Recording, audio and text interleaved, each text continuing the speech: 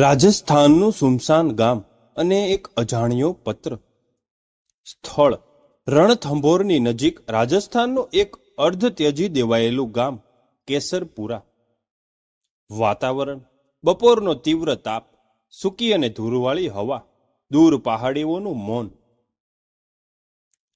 આરવ, એક જાણીતો પુરાતત્વવિદો, પોતાના દાદાના મૃત્યુ પછી તેમના પૂર્વજોનું ગામ કેસરપુરા આવ્યો હતો. તેના દાદાની અંતિમ ઈચ્છા હતી કે આરવ આ જૂના અને લગભગ વિસરાયેલા ગામની મુલાકાત લે. કેસરપુરામાં કોઈ સગા સંબંધી ન હતા, માત્ર પથ્થરના જૂના અને તૂટેલા મકાન હતા, જે સદીઓના ભાર પોતાની દિવાલો પર લઈને ઊભા હતા. આરવ ગામની છેલ્લી સીમાએ આવેલા તેના દાદાના હિસ્સાના એક નાના રેતીમાં અર્ધ દટાયેલા હવેલી જેવા મકાનમાં રોકાયો હતો. મકાન અંદરથી ગૂંગણામણ ભર્યું અને ઠંડુ હતું, જાણે કે સૂર્યનો તાપ પણ અહીં પ્રવેશવાની હિંમત ન કરતો હોય. એક દિવસ સાંજે આરવ હવેલીના બંધ પડેલા ભોંયરાની સફાઈ કરી રહ્યો હતો. ત્યાં જૂની માટીની મૂર્તિઓ અને તૂટેલા વાસણોની વચ્ચે તેને લાકડાનો એક નાનો જર્જરિત બોક્સ મળ્યો. બોક્સ પર ધૂળ અને કરોળિયાના જાળા બાજી ગયા હતા. બોક્સ ખોલતા જ તેમાંથી એક સુગંધ આવી, જૂના પુસ્તકો અને સુકાયેલી ગુલાબની પાંદડીઓ. બોક્સનું એક પીળા પડી ગયેલા કાગળનો પત્રો હતો અને તેની સાથે સુકાયેલા ગુલાબનું એક ફૂલ. પત્રમાં હિન્દી અને રાજસ્થાની ભાષાનું મિશ્રણ હતું. આરવે પત્ર ખોલ્યો. તે પણ કોઈ તારીખ ન હતી, પણ હસ્તાક્ષર સ્ત્રીના હતા, ખૂબ જ સુંદર અને ભાવસભર. મારા વહાલા માધવ, મને ખબર છે કે આ પત્ર કદાચ તને ક્યારેય નહીં મળે, પણ મારું હૃદય તને આ સંદેશો મોકલ્યા વિના શાંતિ પામતું નથી. તે રાત્રે જ્યારે પેલા લોકો આપણી પાછળ પડ્યા હતા, ત્યારે મેં તને વિસરાયેલા સરોવર તરફ દોડવાનું કહ્યું, પણ હું પોતે ન આવી શકી. માધવ, મને માફ કરજે. હું તને છોડવા નહોતી માંગતી. મને તારું અપમાન સહન ન થયું. હું જાણું છું કે મેં તને ધોકો દીધો, પણ મારા પ્રેમ સાચો હતો. તું મને શોધીશ નહીં, કારણ કે હું હવે તું નથી રહી. મારી ઓળખ બદલાઈ ગઈ છે, મારું નામ બદલાઈ ગયું છે, પણ મારી આત્મા તે હજી પણ તે વિસરાયેલા સરોવરના કિનારે તારી રાહ જુએ છે. અહીં એક રહસ્ય છે માધવ, એક ભૂત છે જે આપણને ભેગા થવા દેશે નહીં. આ પત્ર વાંચીને તું પાછો ચાલ્યો જા. તારું અને મારું મિલન હવે આ જન્મે શક્ય નથી. પત્રના અંતે માત્ર એક જ હસ્તાક્ષર હતો, મેઘા. આરવ સ્તબ્ધ થઈ ગયો. માધવ કોણ હતો? મેઘા કોણ હતી? અને આ વિસરાયેલું સરોવર ક્યાં હતું? આ બધું તેના દાદાના ભૂતકાળ સાથે કેમ જોડાયેલું હતું? આરવના મનમાં એક વાત ગુંજી રહી. મેં તને ધોકો દીધો, પણ મારો પ્રેમ સાચો હતો. આ પંક્તિમાં છુપાયેલું દર્દ આરવને પોતાના હૃદયના અનુભવી રહ્યું હતું. ફ્લેશબેક આરવના મનમાં. 5 વર્ષ પહેલા આરવે તેની મંગેતર નીરાને અચાનક ગુમાવી દીધી હતી. નીરા એક એવા રહસ્યમયમાં ગાયબ થઈ ગઈ હતી કે પોલીસ પણ તેનો કોઈ પત્તો મેળવી શકી ન હતી. નીરાએ છેલ્લી વાર આરવને માત્ર એટલું જ કહ્યું હતું, આરવ, તું મારી પાસે પાછો આવીશ, પણ ત્યાં સુધી હું તારી સાથે નહીં હોઉં. મને માફ કરજે, મારે જવું પડશે. નીરાની આંખોમાં પણ એ જ કાળો ભય હતો જે મેઘાના પત્રમાં છલકાતો હતો. શું નીરા અને મેઘાનો કોઈ સંબંધ હતો?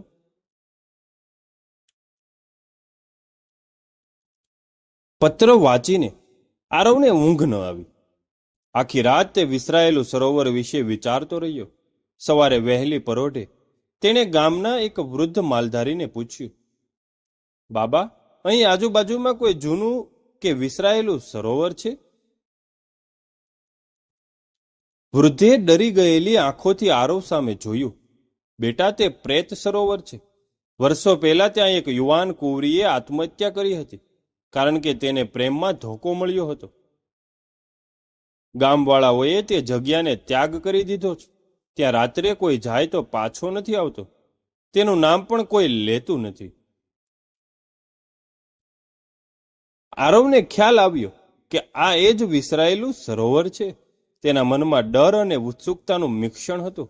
તે તરત જ તે સરોવર તરફ જવા રવાના થયો.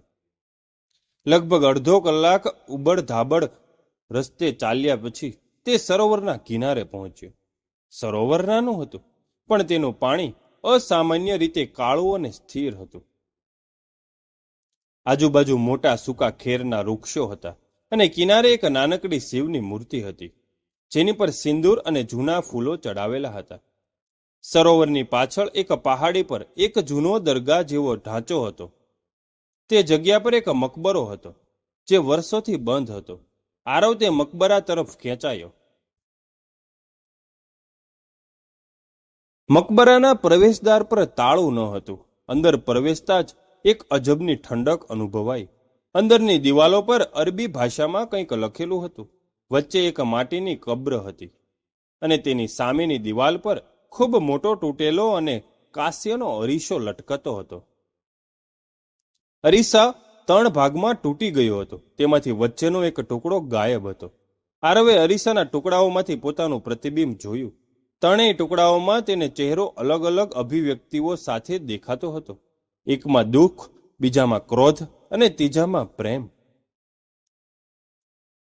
અચાનક મકબરાના ધૂળવાળી જમીન પર આરવને એક વસ્તુ દેખાઈ. તે એક નાની ચાવી હતી, જેની પર ન અક્ષર કોતરેલો હતો. નીરાનો ન.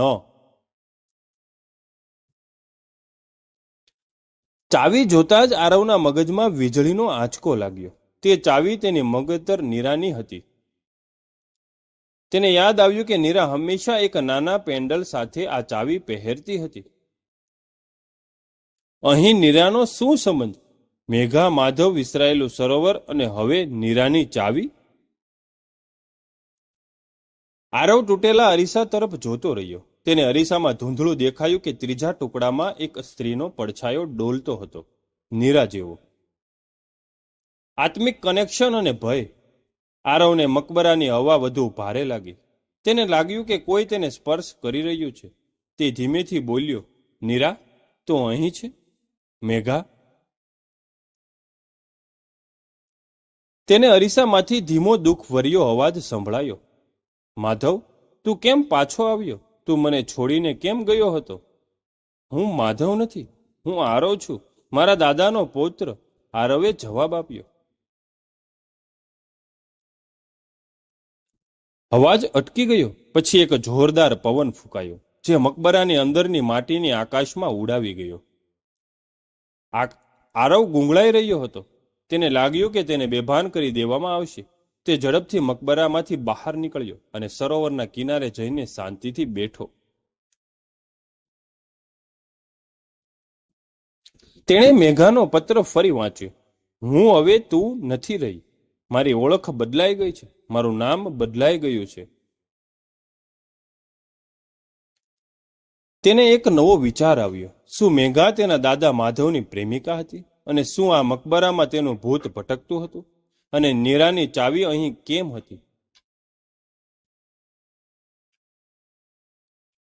આરવ તરત જ પોતાના દાદાની હવેલી પર પાછો ફર્યો.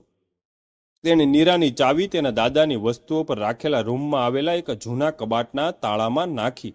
ચાવી બરાબર બેસી ગઈ. કબાટ ખોલતા જ અંદર એક જાડું ચામડાનું પુસ્તક મળ્યું. આ પુસ્તક આરવના દાદા માધવની ડાયરી હતી. ડાયરીમાં માધવે લખ્યું હતું, મેઘા મારી જાન હતી. તે રણથંભોરના એક જમીનદારની દીકરી હતી અને હું ગરીબ હતો. અમે ગુપ્ત રીતે પ્રેમ કરતા હતા, પણ જ્યારે મેં તેને ભગાડીને લગ્ન કરવાનું નક્કી કર્યું, ત્યારે તેના ભાઈઓએ અમારો પીછો કર્યો. હું નાચી છૂટ્યો, પણ મેઘા, તે ન પકડાય એટલે તેણે ખોટું કહ્યું કે તેણે મને ધોકો દીધો. મેં તેના શબ્દો માની લીધા અને ગામ છોડી દીધું. મેઘાએ આત્મહત્યા કરી ન હતી. તેના ભાઈઓએ તેને મારી નાખી અને તેને પેલા દરગાહમાં દફનાવી. મારી મેઘા તેનું નામ બદલીને નીરા રાખવામાં આવ્યું હતું, જેથી કોઈને ખબર ન પડે. તેની આત્માએ આ શ્રાપ લીધો હતો કે તે ક્યારેય મુક્ત નહીં થાય, જ્યાં સુધી તેનો પ્રેમ પાછો ન ફરે. અને આરવ મારો પુત્ર, તું મારો અંશ છે, એટલે જ તને નીરા મળી. નીરાએ મને પાછળના વર્ષોમાં જણાવ્યું હતું કે મેઘાની આત્મા હજી પણ સરોવર પર ભટકે છે, અને તેને મુક્ત કરવા માટે તારે તારું જીવન છોડવું પડશે, જેમ મેઘાએ કર્યું.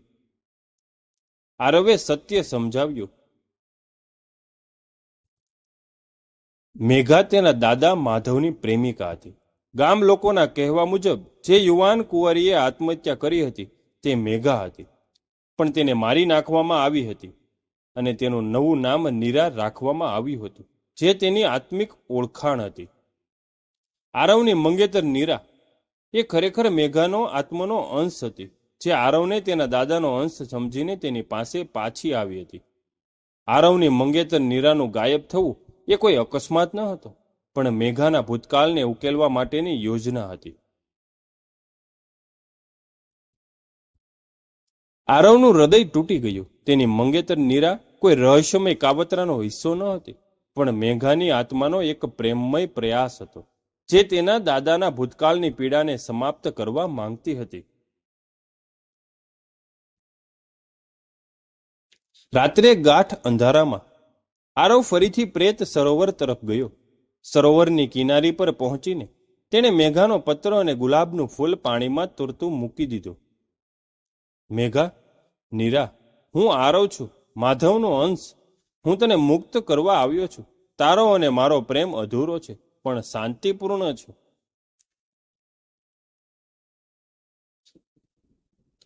તેણે આંખો બંધ કરી. અચાનક સરોવરના કાળા પાણીમાં એક પ્રકાશ થયો. એક સ્ત્રીનો આકાર ધીમે ધીમે ઊભો થયો.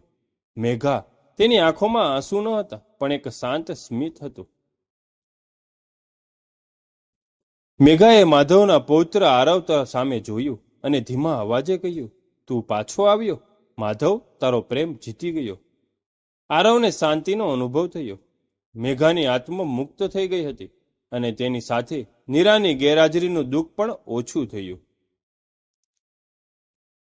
અંત, શાંતિ અને આંખો ભીની કરતી નિભૃતા. સવારે સૂર્ય ઉગ્યો. આરવ સરોવરના કિનારે બેઠો હતો, થાકેલો પણ હળવો. સરોવરનું કાળું પાણી હવે સ્વચ્છ અને શાંત દેખાતું હતું. આત્મિક કનેક્શન પૂર્ણ થયું હતું. આરવ હવેલી પર પાછો ફર્યો. તેણે મેઘાની ચાવી કાઢી અને તેને પોતાની સાથે રાખી લીધી. તેણે નક્કી કર્યું કે તે હવે હવેલીનું સમારકામ કરાવશે અને તેને માધવ અને મેઘાના અધૂરા પ્રેમની યાદગીરી તરીકે જાળવી રાખશે. કેસરપુરા ગામ હવે માત્ર એક સુમસાન જગ્યા ન હતી. તે એક એવા પ્રેમનું મંદિર બની ગયું, જેણે બે પેઢીઓના જીવનને જોડ્યું, રહસ્યનો ઉકેલ લાવ્યો, અને અંતે આત્માઓને મુક્તિ આપી. આરવે એક ઊંડો શ્વાસ લીધો અને રાજસ્થાનની રેતીમાં પોતાના પગલાં મૂક્યા. હવે તે માત્ર પુરાતત્વવિદ ન હતો, પણ એક એવા રહસ્યનો ધારક હતો, જેણે તેને શીખવ્યું કે અમુક પ્રેમ મૃત્યુ પછી પણ પોતાનો માર્ગ શોધી લે છે. પ્રિય મિત્રો, તમને આ સ્ટોરી કેવી લાગી એ કોમેન્ટમાં મને અવશ્ય જણાવજો. અને હા, તમારા મિત્રો સાથે શેર કરજો અને સબસ્ક્રાઇબ કરવાનું ભૂલતા નહીં.